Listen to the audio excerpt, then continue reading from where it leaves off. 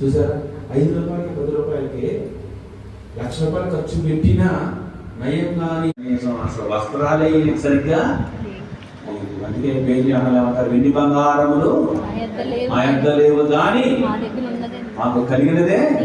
వాళ్ళకి అసలు డబ్బే లేదు, కానీ వాళ్ళ దగ్గర ఏముంది అసలు దైవశక్తి. కానీ నీళ్ళు ఎట్లా ఉంది మరి, పైకి దమ్మగా ఉండే వాళ్ళ దగ్గర పరిగెట్టేస్తున్నారు. అసలు అర్థంలో ఎంత కష్టం ఉంది.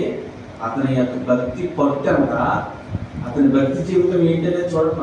పై రూపాన్ని ₹1,00,00,000 దానిలో ఉంటే అట్లా పాస్ చేయలేదు. ఇది దీన భావన. అది ఎలా కొలుస్తారు? ₹10 అంటే అసలు ఎప్పుడు కొలవదు. ఎక్కడ ఇద్దరు ముగ్గురు దేవుని నామపేట కొడుకుని అక్కడ